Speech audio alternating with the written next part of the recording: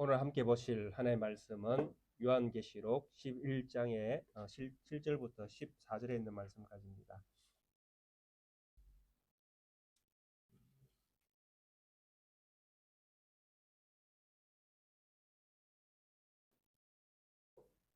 계시록 11장 7절부터 14절에 있는 말씀까지 한 목소리로 합독하겠습니다. 그들이 그 정언을 마칠 때에 무저갱으로부터 올라오는 짐승이 그들과 더불어 전쟁을 일으켜 그들을 이기고 그들을 죽일 터인즉 그들의 시체가 큰 성 길에 있으리니 그 성은 영적으로 하면 소돔이라고도 하고 애굽이라고도 하니 곧 그들의 주께서 십자가에 못 박힌 곳이라. 백성들과 족속과 방언과 나라 중에서 사람들이 그 시체를 사흘 반 동안을 보며 무덤에 장사하지 못하게 하리로다. 그 이 두 선지자가 땅에 사는 자들을 괴롭게 한 고로 땅에 사는 자들이 그들의 죽음을 즐거워하고 기뻐하여 서로 예물을 보내리라 하더라. 3일 반 후에 하나님께로부터 생기가 그들 속에 들어가매 그들이 발로 일어서니 구경하는 자들이 크게 두려워하더라. 하늘로부터 큰 음성이 있어 이리로 올라오라 함을 그들이 듣고 구름을 타고 하늘로 올라가니 그들의 원수들도 구경하더라.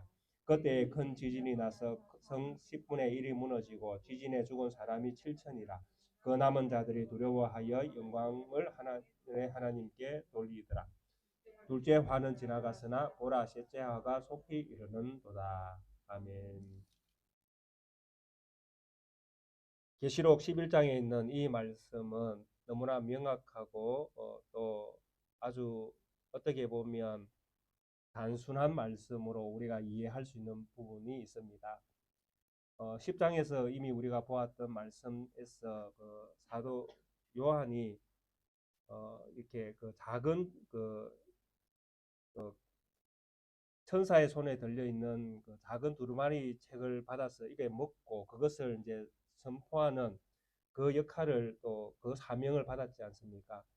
그래서 요한이 먹었던 이 작은 두루마리 책 속에 있는 그 내용이 결국에는 이미 밝혀진 바처럼 선지자들에게 전하여졌던 복음의 말씀이었다라는 것입니다. 그리고 이 복음의 말씀이 백성과 나라와 방언과 임금에게 다시 이렇게 선포되어지는 이 일을 사도 요한이 하게 되어지는 사명을 받았습니다. 그리고 이 말씀에 이어져서 이제 11장에서 이 복음의 말씀이 이제 세상 가운데 이렇게 선포가 되어질 때에 세상 가운데에 이제 일어나게 되어지는 이런 세상 가운데에 이 복음으로 말미암아 일어나게 되어지는 현상들이 이 11장에 이제 기록이 되어져 있는 것입니다. 물론 이 11장 서두에 보면 이 복음의 말씀으로 인해서 천상에 하나님의 나라가 이미 이제 세워지게 되어지는 이런 모습들이 1절에 등장하게 되어지고 그 다음에 2절에서는 이 복음으로 말미암아 생겨난 지상의 교회의 모습이 또 2절에서 이렇게 보여지게 되어집니다. 그리고 이 지상에 남겨져 있는 이 교회가 가야 될 길들이 이제 3절부터 오늘 우리가 읽었던 오늘 본문의 이 말씀까지 13절까지죠. 14절은 이제 화에 대한 말씀이니까요. 13절까지 지상에 있는 이 교회가 어떤 길을 가게 되어지는가 하는 이 모습들을 보여주는 것입니다. 그리고 지상에 있는 이 교회가 이 지상에서 가야 될 길을 보여주면서 결국 이 교회가 이 나라가 그렇게 교회이면서 나라가 결국 어디로 또 연결되어집니까? 천상의 교회로 천상의 나라로 연결되어지는 것. 1절로 다시 연결되어지는 것이죠. 그래서 1절에 등장하는 천상에 있는 하나님의 나라와 또 2절 이하에 등장하는 지상에 있는 하나님의 나라가 결국 천상에서 하나로 이렇게 되어지는 이런 결국의 어떤 과정들을 이 요한계시록 11장은 우리에게 이렇게 보여준다라는 것입니다. 그래서 지난 우리가 주간에 살펴본 1절부터 6절의 내용은 범우주적인 교회죠. 천상의 교회와 지상의 교회가 이제 천상의 교회의 모습은 하나님의 보좌에서 함께 예배하는 모습을 이렇게 그리고 있습니다. 거기에 향단이 있고 거기에 예배하는 자들이 있고 거기에 하나님의 성전 보좌가 있는 이 모습은 하나님 앞에서 예배하는 모습입니다. 기도하는 모습이고 또 예배하는 모습이고 그래서 보이지 않는 천상에서는 이미 하나님과 또 하나님을 예수 그리스도를 믿어 구원받은 백성이 함께 예배 공동체로 지금 천상에 있는 것입니다. 그리고 요한이 전가한 이 복음의 메시지를 들은 땅의 교회는, 땅의 하나님의 나라는 이 땅에 있는 날 동안에 잠깐 환란을 당할 수밖에 없다는 것입니다. 그래서 2절 이하에 보면 성전 바깥 마당은 청량하지 말도록 명령하시면서 이 거룩한 성은 42달 동안에 누구에게? 이방인에게 주어진 땅이라고 말씀합니다. 그리고 이 땅은 이 땅에 있는 하나님의 교회가 사도 요한이 받은 그 복음의 메시지를 증거하고 나아갈 때에 땅에 있는 이 증거를 받지 않는 자들로 말미암아 이 교회가 핍박을 당할 수밖에 없는 상황들을 이야기해주고 있는 것입니다. 그래서 3절 이하에 보면 42달 동안 이들이 베옷을 입고 복음의 메시지를 증거할 때에 42달 동안 1260일 동안 이 복음의 메시지를 예언하는데 어떤 현상이 일어납니까? 거룩한 성이 42달 동안 지팔미는 일어나는 것입니다. 그래서 복음이 증거되어지는 그곳에서 항상 하나님의 자녀들은 어떤 순교의 어떤 길을 갈 수밖에 없다라는 것입니다. 왜냐하니까 복음이라는 이 메시지가 지금 복음을 전하는 이 정인들의 이 복장이 베옷을 입고 있습니다. 베옷을 입고 있는 이 모습은 세상에 대하여 세상이 악하기 때문에 회개하고 그들이 모두 죄 아래에 있기 때문에 죄의 문제를 회개하고 이 문제를 새롭게 그러니까 해결하시는 유일한 구세주인 예수 그리스도를 믿을 것을 선언한다라는 것입니다. 그래서 세상에 다른 길은 없다. 세상에 구원을 받을 만한 다른 길은 없다. 오직 예수 그리스도. 그분에게 생명이 있고 그분이 우리의 구세주가 되어지고 그분이 하나님의 아들이다. 이 메시지를 전하게 되어질 때에 세상은 이 메시지를 그래 맞다 이렇게 하지 않는다라는 것입니다. 무슨 소리 하노? 세상에서 잘 되고 잘 살기 위해서는 출세를 해야 되고 돈을 벌어야 되고 권력을 가져야 되는 것이 이 세상 사는 일체의 비결이지. 무슨 예수가 뭐 생명이고 예수가 뭐 구세주고 예수를 믿으면 복 받는다는 그런 말도 안 되는 소리를 왜 하느냐라는 것이죠. 이렇게 반응하는 것이 세상이다라는 것입니다. 그래서 이들이 베옷을 입고 회개의 메시지를 전하고 이렇게 하지만은 결국 세상에서 이미 이 세상에 있는 교회, 지상에 있는 천상의 교회와 다르게 지상에 있는 교회는 이방인에게 일시적으로 주어져 있는 기간이기 때문에 고난과 환난과 핍박과 죽음을 당할 수밖에 없는 필연적으로 그 길을 가게끔 되어 있다는 것입니다. 그런데 여기에서 우리가 또 위로를 받을 수 있는 것이 무엇이었습니까? 4절, 5절, 6절에서 그렇게 말씀하셨잖아요. 이 두 감람나무, 두 촛대는 제가 그 교회라고 말씀하셨잖아요. 말씀드렸지 않습니까? 두 감람나무와 두 촛대는 같은 의미로 사용되어지는데 감람나무는 철저하게 성경에서 성령과 연결되어 있습니다. 그래서 이 교회는 성령이 충만한 교회, 성령으로 가득 찬 교회, 성령이 늘 함께하는 교회로 이렇게 우리가 볼 수 있는 것입니다.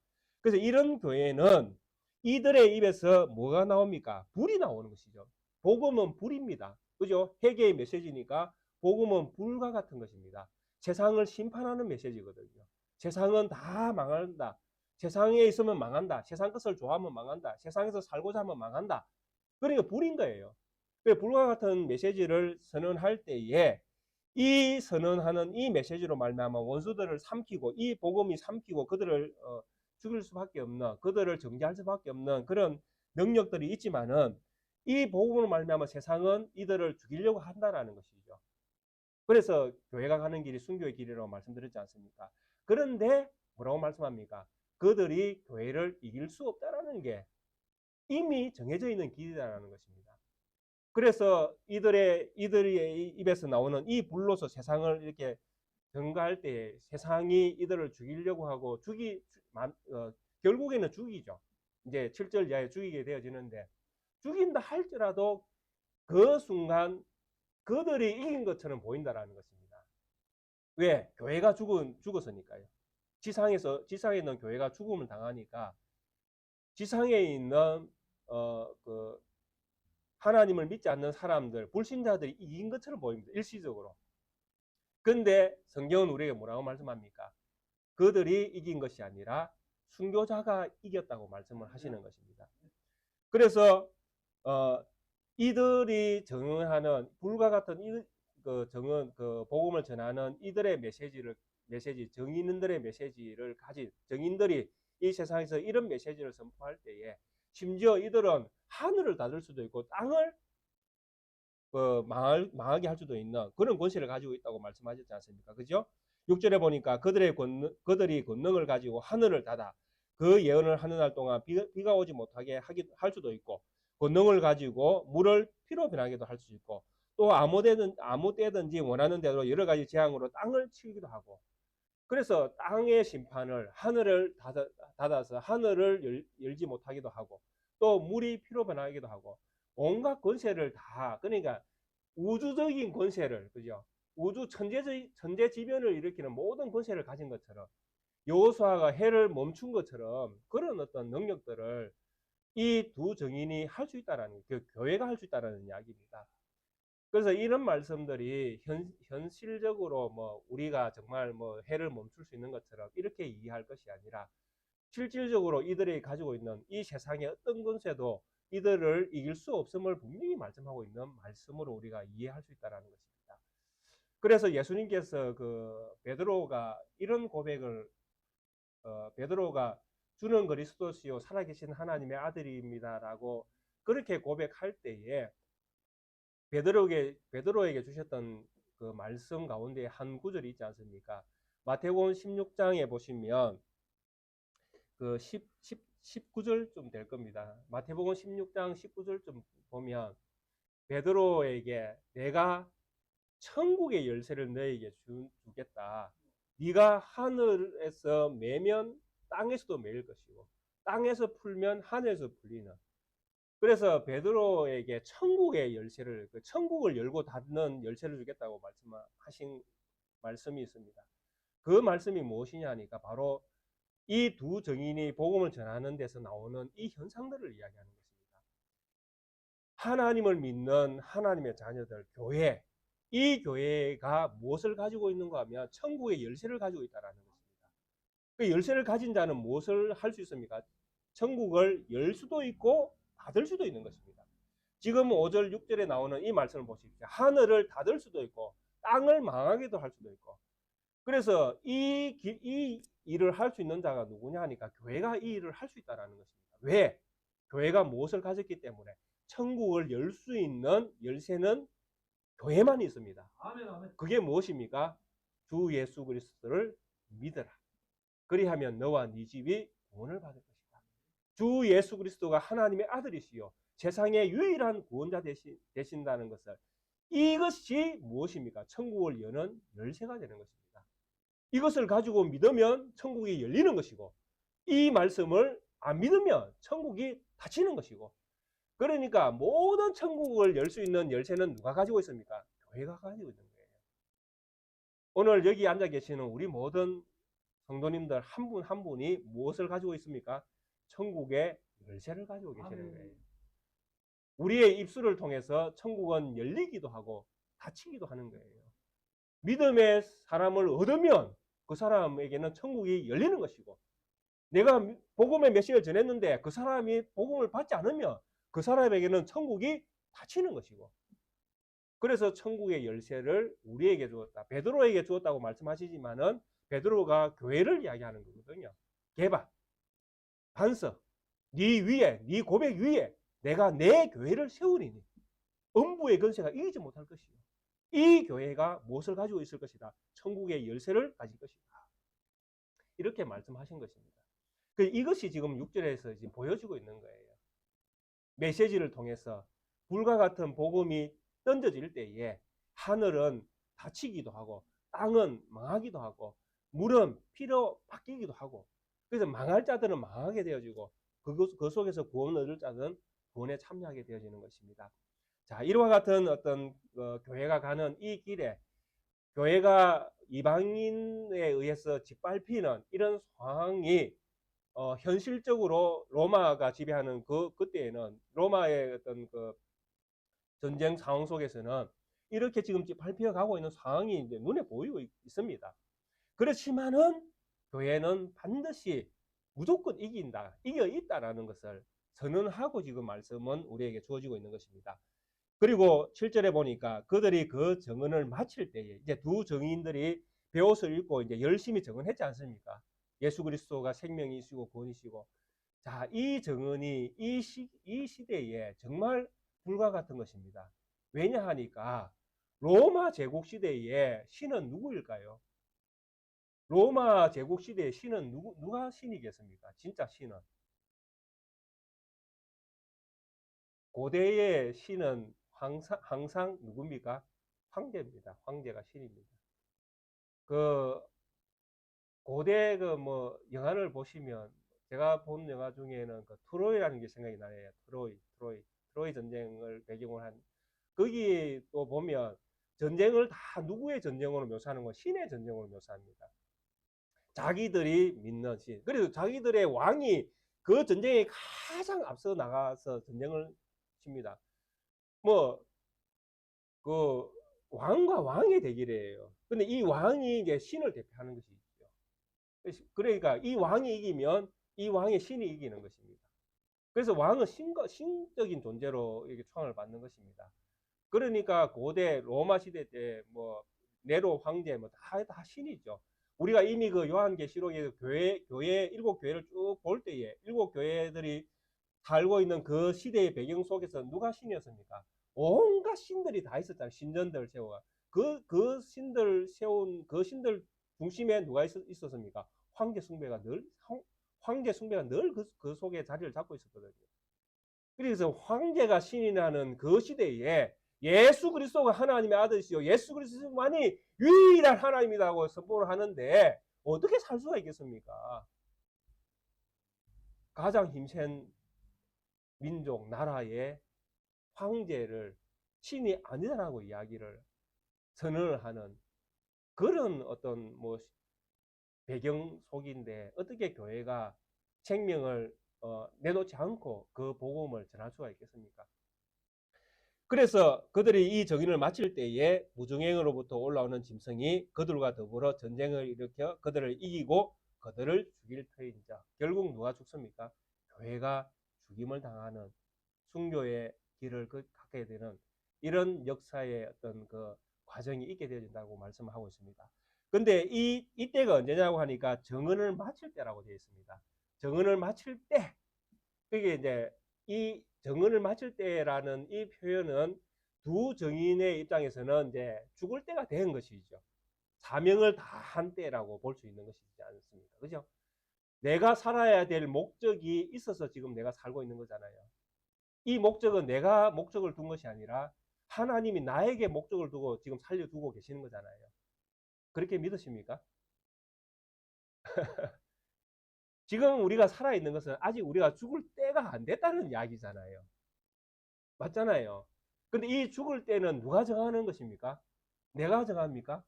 누가 정하죠? 하나님이 정해놓으신 때잖아요. 그렇죠? 그러니까 우리가 죽을 때는 내가 이제 살아야 될 이유가 없을 때 내가 죽는 거예요. 그럼 내가 지금 살아있다는 이야기는 아직 내가 살아있어야 될 이유가 있는 거예요. 근데 이 이유는 뭐하고 연결지어야 됩니까? 하나님과 연결지어야 되는 것이죠. 근데 우리는 이런 이유를 뭐 내가 이 세상에서 뭔가 해보기 위한 이유로 더 뭔가 이렇게 펼쳐보기 위한 이유로 이렇게 하면 이제 곤란해지는 것이죠. 그래서 두 정인이 지금 이제 그 죽음을 맞이하는 것은 그들이 사명이 다 했기 때문에 그렇습니다. 그래서 정언을 마칠 때라고 이야기했으니까 이제 정언을 이들의 사명이 정언하는 사명이잖아요. 복음을 전하는 사명이었으니까 굵은 베옷을 입고. 그래서 이것을 다 마칠 때 그때에 누가 올라옵니까? 무정행으로부터 짐승이 올라옵니다. 그래서 이 짐승은 제가 볼 때 다니엘서에서 말하는 네 번째 짐승, 로마를 이야기하는 게 틀림이 없습니다. 그래서 이 짐승이 어디에서 올라옵니까? 무정행으로부터 올라온다고 말씀합니다. 그래서 무정행으로부터 올라왔다는 이 이야기가 보이는 것은 로마의 군사요, 로마를 지배하고 있는 황제의 어떤 그 세력들로 보여지지만은 그 뒤에 누가 있다는 이야기입니까? 사탄 마귀가 있다는 이야기. 그래서 사탄 마귀의 권세를 가진 로마가 하나님의 말씀을 가진 교회를 대적하는 것이죠. 그래서 세상 모든 그 싸움은 이 싸움입니다. 교회와 그 다음에 교회를 핍박하는 세력들, 그 짐승의 세력들이잖아요. 사탄 마귀, 그 수하에 있는 그들의 어떤 어떤 사고 방식, 그들이 이게 사탄이 가지고 있는 사고 방식, 그 사고 방식을 가진 세상에 있는 모든 불신자들, 그리고 하나님의 교회, 이 싸움이 주님께서 오시는 그날까지, 주님이 이제 세상 모든 것들을 심판하시는 그날까지 이 전쟁은 끊임없이 이어질 수밖에 없다라는 것입니다. 그런데 참 이 지상에 있는 이 교회가 이 전쟁에서는 어떻게 되어집니까? 순교의 제물이 되어집니다. 7절에 말씀하시잖아요. 전쟁을 일으켜 그들을 이기고 그들을 죽일 터인즉 두 정인이 결국 죽임을 당합니다. 그래서 이 두 정인에 대해서 제가 앞에서는 이제 교회라고 말씀을 드렸지 않습니까? 그래, 교회라고 말씀을 드렸는데 8절에 보면 이런 말씀이 있습니다. 그들의 시체가 큰 성 길에 있으리니 그 성은 영적으로 하면 소돔이라고도 하고 애굽이라고도 하니 곧 그들의 주께서 십자가에 못 박힌 곳이라, 이렇게 설명이 되어 있습니다. 예수님께서 십자가에 못 박힌 곳은 예루살렘입니다. 그렇죠? 예루살렘인데 영적으로 지금 설명을 해놨습니다. 8절에 보면 그들의 시체가 큰 성 길에 있으리니 이 그 성은 영적으로 하면 소돔이고 또 애굽이라고도 하고 또 예수님께서 못 박힌 예루살렘이라고도 부릅니다. 그게 지역이 예루살렘인 것이 아니에요. 그죠? 영적으로 지금 설명하고 있어요. 영적으로 그곳을 가리킵니다. 이 지역은 두 정인이 정근을 마친 이 지역은 영적으로 하면 소돔이라고도 할 수 있고 영적으로 하면 애굽이라고도 할 수 있고 영적으로 하면 예루살렘이라고도 할 수 있다, 이렇게 지금 이야기를 하고 있는 것입니다. 그러니까 소돔도 아니고 애굽도 아니고 예루살렘도 아닌 거예요. 지역의 이름은, 이 지역의 이름은. 그러면 어디겠습니까? 이 본문 속에서는 어딜까요? 이 두 정인이 열심히 복음을 전한 것은 어딜까요? 영적으로 소돔이라고 하고 이곳은 영적으로 애굽이라고도 하고 이곳은 영적으로 예루살렘이라고도 할 수 있다. 이곳은 어딜까요? 예, 제가 볼 때는 로마입니다. 예. 이 두 정인이 교회를 이제 대표하는 인물로 볼 수 있습니다. 이렇게 보면 이 두 정인이 로마에서 복음을 전하고 결국 로마에서 순교를 당하는 것입니다. 역사적으로. 그래서 역사적으로 로마에서 교회를 대표해서 순교를 당한 인물로서 누구를 생각해 볼 수 있을까라고 할 때 결국에는 제가 성경 안에서 생각해 볼 수 있는 인물은 두 사람밖에 없습니다. 이방인의 사도였던 사도 바울, 또 유대인의 사도였던 베드로. 이 두 사람을 교회의 대표자로 이해할 수밖에 없는 이 두 사람이 제가 그 인터넷에 검색해 보니까 확실치는 않다라고 이야기하면서도 클레멘트라는 속 사도가 있습니다. 이 클레멘트가 사도 다음 시대의 교부 중에 한 사람인데요. 뭐 로마 카톨릭에서는 이분을 뭐 교황에 있었던 인물로 그렇게 기록을 하는 것도 있습니다. 그래서 이 클레멘트가 고린도 교회에 보낸 편지에 보면 사도 베드로와 사도 요한이 로마에서 순교했다는 증언을 하고 있습니다. 그리고 베드로 같은 경우에는 십자가에 거꾸로 못 박혀서 그 참수를 당했다라는 그런 그 이야기도 들려집니다. 그래서 지금 로마에 가면 그 베드로 성당 있잖아요. 대성당. 이 베드로 대성당이 베드로가 순교한 자리 위에 세워졌다는 전설이 전해져 내려오고 있습니다. 그리고 가톨릭에서는 심지어 베드로를 가지고 그게 무슨 절기를 지키잖아요. 그 다 5대 절기가 있습니다. 베드로 이름을 걸고 하는 절기가. 그만큼 베드로는 가톨릭 교회에서 중요한 자리에 있는 것입니다. 그러면 왜 가톨릭에서 그렇게 베드로를 높이 평가하겠습니까? 바로 로마에서 순교했던 가능성이 아주 높은 것이죠. 그래서 이 로마에서 순교했던 두 인물로서 지금 베드로와 사도 요한을 이 두 증인으로 이해할 수 있는 부분이 있을 수 있겠다라는 생각을 해봅니다. 그래서 이 두 증인을 죽이고 그 다음에 이들을 어디다 둡니까? 큰 성 길에다 그냥 세워 이렇게 그 장사를 못 지내도록 그들의 시체를 이렇게 모든 사람들이 지나가면서 볼 수 있도록 이렇게 합니다. 왜 그렇게 하겠습니까? 자기들이 이겼다는 과시죠, 그죠? 원수의 왕, 전쟁에서 이기면 왕이 그게 패한 나라의 왕의 목을 따와서 이렇게 자기 나라에 이렇게 걸어두는 이런 일들도 벌리지 않습니까? 왜 그렇게 합니까? 그게 멸시천대죠. 우리가 이겼다. 저 나라를 우리가 완전히 망하게 만들었다. 그 자기 과시욕이잖아요. 그러니까 그러니까 이 이방인의 뜰로 묘사되어 있는 이들을 짓밟도록 만든 이방인들이 결국 로마가 결국 교회를 핍박하고 또 오늘 본문에서는 이제 사도 베드로와 요한을 이제 추정할 수 있는 그 바울을 추정할 수 있는 이 두 인물을 죽여서 로마의 가장 큰 거리에다 걸어두는 것입니다. 그리고 지나가면서 팔아. 그래서 장사 지내지 못하게 하는 이 성을 가리켜서 뭐라고 부릅니까? 소돔이라고도 부르고 애굽이라고도 부르고 예루살렘이라고도 부른다 이렇게 이야기합니다. 참 예루살렘이 여기에 들어가 있죠. 들어가면 안 되는 지명이 여기에 들어가 있는 것입니다.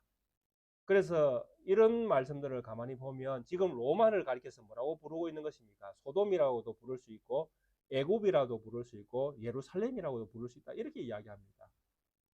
그러면 이 말씀이 무슨 이야기겠습니까?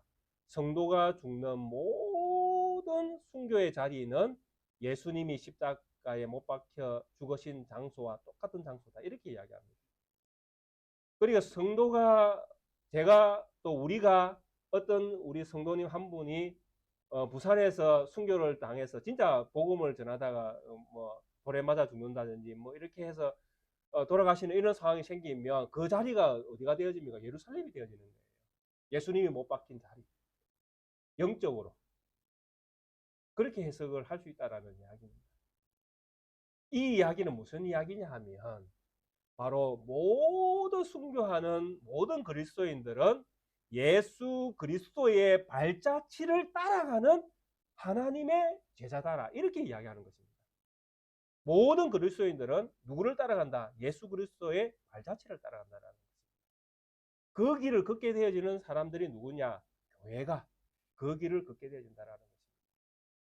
한국 교회뿐만 아니라 예수 그리스도를 구세주로 믿는 모든 지상의 모든 교회는 누구의 발자취를 따라가야 됩니까? 예수 그리스도의 발자취를 따라가야 된다라고 성경은 우리에게 말씀하고 있는 것입니다. 그래서 이렇게 소돔이라고도 하고 애굽이라고 하고 또 예루살렘이라고 하는 이 이야기들은 바로 로마가 옛날 소돔이 망했던 그 시대에 소돔이 망할 수밖에 없었던 그 이유를 다 가지고 있다는 이야기죠. 이 로마를 애굽이라고 할 수 있는 것은 애굽이 망할 수밖에 없었던 하나님이 열재앙으로 애굽을 칠 수밖에 없었던 애굽의 모든 제약을 이 로마가 가지고 있다는 이야기죠. 이 영적으로 예루살렘이라고 하는 것은 이 예루살렘 성전이 AD 70년에 망할 수밖에 없는 이유를 이 예루살렘 성전이 뭘 가지고 있는 겁니까? 애굽의 죄를 가지고 있고 소돔의 죄를 다 가지고 있는 것입니다. 그러니까 이것은 망할 수밖에 없는 것이죠. 그래서 어디든지 예수 그리스도가 없이 세상으로 가득 차 있으면 그곳이 무엇이 되어집니까? 소돔이 되어지고 애굽이 되어지고 예루살렘이 되어지는 것입니다. 그 마태복음 2장에 보시면 예수님께서 어디에 태어나십니까? 유대 땅 베들레헴에 태어나시지 않습니까? 그 유대 땅 베들레헴에 태어났는데 헤롯이 예수님을 죽이려고 하니까 하나님께서 천사를 보내서 그 애굽으로 예루살렘에 그러니까 자기 그 고향으로 돌아가지 말고 어디로 가라고 이야기합니까? 애굽으로 잠시 피신해라고 그렇게 이야기합니다. 마태복음 2장에 기록되어 있죠. 그러면서 이제 예수님께서 베들레헴에 계시다가 어디로 내려가시는가 하면 애굽으로 피신해서 내려갑니다.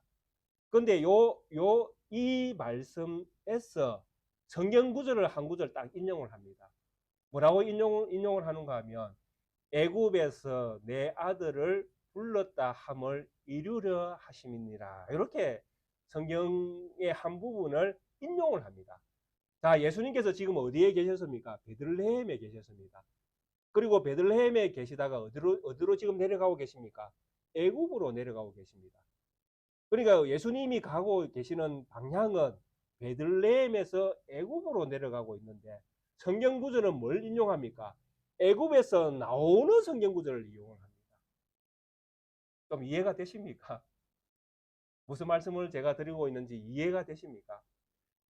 지역으로 보면 베들레헴에서 애굽으로 예수님께서 내려가셨는데 성경 구절은 뭘 인용하는가 하면 애굽에서 나왔다고 인용을 하는 거예요. 애굽에서 나왔다고. 베들레헴에서 나왔는데 성경 구절은 뭘 인용한다고요? 애굽에서 나온 성경 구절을 인용하는 거예요. 이 말씀이 무슨 말이냐 하면 이 베들레헴 유대 땅 예루살렘 이 예루살렘이 뭐라는 이야기입니까? 애굽이라는 이야기예요. 영적으로 합니다. 지금 이 요한계시록에 말하는 말씀을 이미 예수님께서는 이미 마태복음에 해놓으신 거예요. 베들레헴에서 애굽으로 내려가실 때 애굽에서 내 아들을 불렀다 함을 이루기 위해서다. 이렇게 이야기를 성경을 인용을 하신단 말이에요. 어디가 애굽이라는 말입니까? 베들레헴 유대 땅이 애굽이라는 말씀이잖아요. 왜? 헤롯이 누구를 죽이려고 하니까? 구세주를 죽이려고 하니까. 구세주를 못 알아보고 구세주인 걸 모르는 그리고 그들이 가지고 있는 권력으로 참 하나님을 죽이려고 하는 그 세력을 가진 그 지역이 바로 영적으로 애굽이요, 영적으로 소돔이고, 영적으로 예루살렘인 것입니다. 그 망해야 되죠.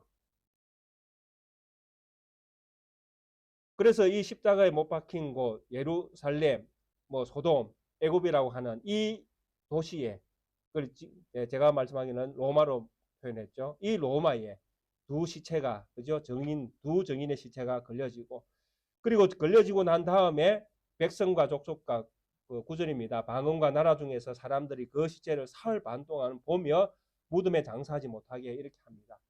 그래서 장사하지 못하도록 하는 기간도 3일 반입니다. 그 예수님이 십자가에 못 박혀서 부활하신 것은 3일입니다. 그런데 이 교회가 3일 반이라고 이야기합니다. 그래서 이렇게 묘사하는 것을 그 송영목 교수님 이하 이렇게 그 책을 쓰신 분들 내용을 이렇게 좀 제가 참고해 보니까 교회가 예수님의 발자취를 따라가는 그런 해석으로 이 내용을 해석을 하고 계셨습니다. 그러니까 예수님은 3일이지만은 3일 반이라고 한 것은 교회가 예수님의 발자취를 따라가고 있음을 보여주기 위해서 3일 반이라는 그 기간을 설정해서 이렇게 설명을 하는 것이다. 대부분의 학자들이 이렇게 이해를 하고 있고 동의를 하고 있었습니다. 저도 이해는 되어집니다. 그런데 제가 이제 조금 의문스러운 것은 이 본문 가운데 계속 등장하는 그 반복되는 숫자가 3일 반이라는 숫자가 반복되어집니다. 그죠? 핍박을 당하는 기간도 3년 반이었고, 그죠? 1260일도 3년 반이었고, 이 죽임 당한 사람들이 이렇게 장사하지 못하고 지내는 기간도 3일 반이고, 그래서 저는 이 세 가지가 다 연결되어져 있다고 저는 보여집니다.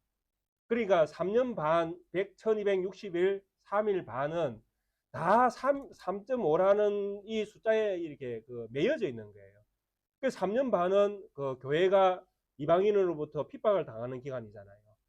그리고 그 1260일도 이방인들에게 주어진 시간들이고, 그리고 그 3일 반은 죽어서 묻혀 있는 기간이고, 그래서 저는 이 모든 기관들이 그 교회가 핍박, 고난 가운데 있는 기관으로 보여집니다.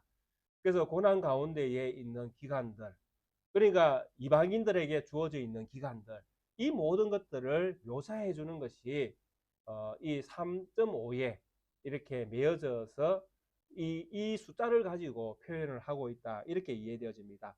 그래서 3일 반 동안에 이 시체를 장사하지 못하게 하는 것도 결국 교회가 완전한 고난을 당한다라는 것입니다. 이 땅 가운데에서 그냥 어중간하게 교회가 찔끔찔끔 이렇게 그 이방인들로 인해서 고난을 당하는 것이 아니라 교회가 당해야 될 완전한 고통을, 고난을, 환란을 교회가 다 당한다는 것입니다. 그리고 완전히 이 고통을 다 당한 이후에 무엇이 있습니까? 그 다음에 영광이 따라오는 것이죠. 10절에 보니까 이 두 선지자가 땅에 사는 자들을 괴롭게 한 거로, 이들이 괴롭게 한 것은 마찬가지지. 그 3절에서 말씀하시는 그거죠. 그죠? 벼옷을 입고 1260일 동안 예언하는 그 기간 동안은 교회는 끊임없이 고난을 당하는 것입니다. 고난의 기간입니다. 그래서 그것을 예언한, 그것을 그 땅에서 괴롭게 한 그것 때문에 땅에 사는 자들이 그들의 죽음을 즐거워하고 기뻐하고 서로 예물을 보내고 완전 잔치가 벌어진 것입니다. 알터니가 빠진 기분 있잖아요. 교회가 세상 가운데서 이런 존재라는 것입니다. 교회는 세상을 이롭게 하는 것이 아니고 교회는 세상을 뭐 하는 것입니까? 괴롭히는 거예요. 한마디로 보면. 어떻게 괴롭힙니까? 복음의 메시지를 가지고 괴롭히는 것입니다. 네가 예수 안 믿으면 죽는다. 네 예수 안 믿으면 죽는다. 너는 죄인이다. 그래, 너는 날 때부터 죄인인 거야. 그러니까 주 예수 그리스도를 믿어야 구원을 받고 네 죄가 용서함을 받고 네가 하나님의 자녀가 되고 네가 천상에서 영원토록 살게 되어진다. 그러니까 주 예수 그리스도를 믿어라. 이렇게 두 증인이 메시지를 전한, 교회가 전한 이 메시지가 세상을 이롭게 하는 것이 아니라 세상을 괴롭게 하는 것입니다. 우리가 그렇게 이야기하지 않습니까? 복음을 전할 때에 하나님은 사랑이시다. 하나님은 오늘도 당신을 기다리고 계십니다. 근데 기다리고 계시고 뭐 사랑하는 것도 좋지만은 항상 그 속에는 무엇이 들어있습니까? 이 사랑에는 뭐가 앞서 있는 것입니까? 심판이 앞서 있는 거잖아요. 심판을 통한 사랑이잖아요. 그러니까 이 메시지가 세상을 이롭게 하는 것이 아니라 세상을 괴롭게 하는 메시지가 되어지는 것입니다. 물론 이롭게 한다라는 표현에서는 받아들이는 입장이죠. 이 메시지를 받아들이는 입장은 이롭게 이 메시지를 받잖아요. 근데 이 메시지를 받지 않는 세상은 괴롭힘을 당한 것밖에 안 되는 것이죠. 그러니까 이들을 얼마나 괴롭힘을 당했으면 이들이 두 정인이 죽음을 당한 이 사건을 보고 얼마나 즐거워하고 있습니까? 선물을 보내고 잔치가 벌어진 거예요. 그들은 축제일인 거예요. 이 두 정인이 사라졌다는 이 사실만으로. 그렇습니다. 세상은 이렇게 교회를 좋아하지 않는다는 것입니다. 그래서 우리가 믿음으로 교회를 세우고 믿음으로 교회가 나아갈 길들을 선언하고 믿음으로 교회가 가야 될 길에 대하여 정말 고민하면서 교회를 세워갈 때에 우리가 함께 고민해야 될 것이 교회가 가야 될 믿음의 길을 어떻게 정할 것인가 하는 것이죠. 네. 그래서 세상이 좋아하는 것들을 통해서 우리가 교회를 세워갈 것인지 정말 하나님의 복음으로 교회를 세워갈 것인지를 우리가 정하게 되어지면 정말 우리가 헛된 꿈을 사실은 좀 버릴 수 있게 되어지는 또 그런 유익함도 있게 되어진다라는 것입니다. 그래서 이 교회가 이제 이 두 정인으로 말미암아서 이제 세상은 이제 너무나 좋은 축제일이 이제 일어났습니다. 그러나 11절에 3일 반 후에 이제 완전한 고난을 다 당한 이후에 하나님께로부터 생기가 그들 속에 들어가며 그들이 발로 일어서니 구경하는 자들이 크게 두려워하더라. 하늘로부터 큰 음성이 있어 이리로 올라오라 함을 그들이 듣고 구름을 타고 하늘로 올라가니 그들의 원수들도 구경하더라. 난리가 났죠. 갑자기 죽은 사람이 살아납니다.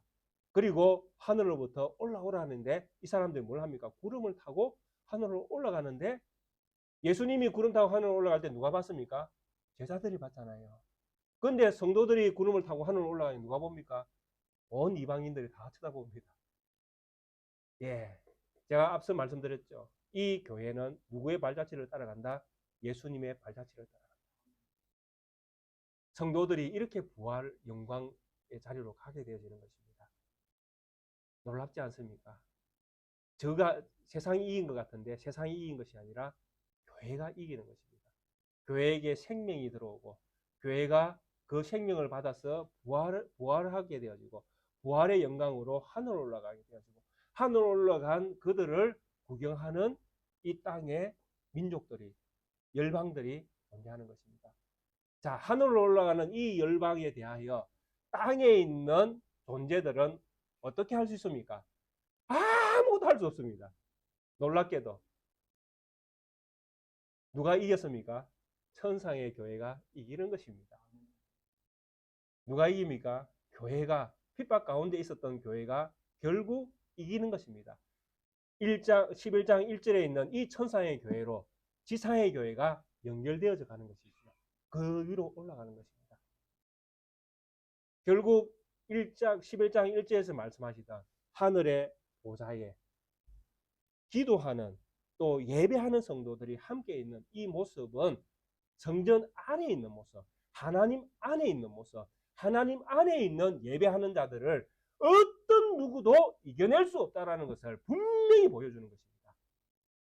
오늘 이 지구상에 이 땅 가운데에 있는 작고 작은 교회라 할지라도 이 세상에 힘이 핵을 터뜨려서 교회를 박살낼 만한 능력이 있다 할지라도 이 교회는 세상의 어떤 힘도 이길 수 없음을 우리에게 말씀해 주고 있는 것입니다. 왜냐하니까 이 교회는 어디에 소속되어 있으니까? 천상에 소속되어 있으니까. 땅에서 아무리 하늘을 쳐다보고 그들이 뭘 이겨보려고 할지라도 그들이 이길 수 있는 방법은 천상에 있는 교회가 땅으로 내려올 때만 한번 해볼 수 있습니다. 그런데 천상의 교회가 안 내려오면 어떻게 할 거예요? 그래서 천상의 교회가 이기는 것입니다. 하나님의 자녀는 반드시 이길 수밖에 없는 전쟁을 오늘 이 땅 가운데서 하고 있는 것입니다. 그리고 이들이 천상으로 올라가는 이 일로 말미암아서 결국 이 땅에서는 어떤 일들이 일어납니까? 그때에 큰 지진이 나서 성 10분의 1이 무너지고 지진에 죽은 사람이 7천이라. 그 남은 자들이 두려워하여 영광을 하늘의 하나님께 돌리더라. 이 땅에 있는 영적으로 예루살렘, 영적으로 애굽이요, 영적인 소돔은 결국 망하게 되어지는 길을 간다라고 성경이 말씀하고 있는 것입니다. 10분의 1이라고 하니까 10분의 1만 없어졌구나라고 생각하는데 아니에요. 10분의 1은 뭘 지금 전제로 하고 있는 것입니까? 10분의 10을 전제로 하고 있는 것입니다. 우리가 하나님 앞에 10분의 1을 드리는 그런 신앙의 고백을 하지 않습니까? 우리가 10분의 1을 드리면서 뭐라고 우리 고백하고 있습니까? 하나님, 저 10분의 1만 드립니다. 이렇게 고백합니까? 아니면 10분의 10 드립니다. 라고 고백을 합니까? 우리 뭐라고 고백하면서 드리죠? 예, 우리는 다 10분의 10을 드립니다고 고백을 하고 드리는 것입니다. 그러니까 10분의 1은 10분의 1이 아닌 거예요. 이 10분의 1은 믿음의 표시이고 우리의 믿음은 뭘 드리고 있는 것입니까? 전부 다를 드리고 있는 것입니다. 여기서 10분의 1은 다 망하는 것입니다. 예루살렘이 AD 70년에 다 망하게끔 되어 있습니다. 이 두 증인이 로마에 가서 복음을 전했겠습니까? 안 전했겠습니까? 사도 베드로와 사도 바울이 로마에서 복음을 전했습니까? 안 전했습니까? 전했습니다. 거기에 믿는 자가 생겼을까요? 안 생겼을까요? 믿는 자가 생깁니다. 믿는 자가 생기는 것은 세상이 뭘 하고 있는 것입니까? 망해가고 있는 것입니다. 믿으십니까? 예, 세상 망하는 것은 눈에 보이듯이 지진이 나가지고 사람이 죽고 나는 그것만 망하는 것이 아니에요. 복음을 안 믿던 사람이 복음을 받는 그 순간 세상은 망해가는 거예요. 왜? 세상에 있는 자기 사람을 빼앗기게 되어지니까. 세상에 속한 이방인에 속한 마귀에게 속한 사람을 우리가 천상의 사람으로 바꾸어내고 있으니까 세상은 망해가는 거예요. 이 영적으로 그렇게도 해석할 수 있단 말입니다. 7천이 죽었다. 7천이 회개하고 돌아올 수도 있잖아요. 이런 표현들을 성경은 이렇게 애매하게 해놨지만은 우리가 현상만 가지고 이야기할 것이 아니라 실질적으로 이 두 정인으로 말미암아서 세상이 어떤 일이 일어나는가 조금 더 넓게 우리가 눈을 열면 복음이 전해졌구나. 복음으로 말미암아 거기에서 회개의 물결이 일어났구나. 거기에서 믿는 자들이 생겼구나. 왜? 구경하는 사람들이 있으니까. 구경하는 사람들 왜 구경합니까? 그들이 왜 하늘에 하나님께 영광을 돌립니까? 회개하고 돌아왔다는 이야기잖아요. 불신자가 하나님께 영광 돌릴 수 있습니까? 못 돌립니다. 믿는 성도만이 하나님께 영광을 돌릴 수 있습니다. 이 표현은 결국 믿는 자가 생겼다는 이야기잖아요. 사도 베드로, 사도 바울의 로마 순교를 통해서 그 땅에 복음의 씨앗이 뿌려졌다는 이야기죠. 그리고 그 땅은 이 복음의 씨앗으로 말미암아 복음으로 말미암아 서서히 망해가고 있다는 이야기죠. 얼마나 하나님의 교회가 힘이 있는지 우리에게 분명히 말씀해주고 있습니다. 너희가 겨자씨만한 믿음이라도 있으면, 그죠? 겨자씨만한 믿음만 있어도 뭘 할 수 있습니까? 산을 옮길 수 있고 뭐든지 할 수 있잖아요. 그래서 하나님의 교회는 이렇게 세상에서 세워져 가고 영원토록 존재하게 되어지고 천상의 교회로서 이렇게 나아가는 그런 길을 가게 되어지는 것을 우리에게 분명히 말씀해 주고 있습니다. 그래서 이 11장은 정말 우리에게 큰 위로를 주는 말씀으로 이렇게 보여집니다. 천상의 교회를 하나님께서 천상의 교회와 연결되어 있는 이 땅교회, 비록 이 땅교회가 환난과 핍박과 고난의 길을 걸어가지만은 결국 이 교회가 하나님께서 세우시고 입히시고 살리시고 영생의 나라의 교회로 받아들이는 그 과정으로서 이 길들을 이야기하기 때문에 결국 천상의 교회가 이 지상의 교회가 천상의 교회와 연결되어져 있고 결국 천상의 교회로 올라가게 되어지는 영광을 누리는 이 아름다운 모습을 11장은 그리고 있습니다. 그래서 이 메시지를 듣는 로마의 어떤 전쟁 가운데 있는 예루살렘 안의 성도들은 이 말씀으로도 충분히 위로를 받을 것입니다. 그리고 이 말씀이 그 시대에 그 사람들에게만 주어진 것이 아니라 오늘 우리에게도 복음 들고 나아가는 복음을 생명처럼 여기고 이 복음의 메시지를 가지고 믿음으로 살기를 원하는 성도님들 한 분 한 분에게 이 복음의 메시지는 생명이 되어지고 성령의 능력이 되어지고 하나님의 나라의 한 사람으로서 내가 살고 있음을 증언해주는 말씀으로 인정되어진다는 것입니다. 사랑하는 우리 낙계의 모든 성도님들, 이 복음의 메시지로 위로받으시고 혹시 이 복음으로 말미암아 오늘 이 땅 가운데에서 어려운 길을 걸어가고 계시면 하나님께서 오늘 이 말씀으로 우리 성도님들을 위로하신다는 것을 믿으시고 이 복음을 가지고 나아가는 그 일에 주저하지 마시고 주님께서 네 사명이 다했다, 이제 와라 하는 그날까지 이 복음을 전하는 성도로 살아가시는 축복이 있기를 주의 이름으로 축원드리겠습니다. 함께 찬송가 411장을 찬양 드리시겠습니다.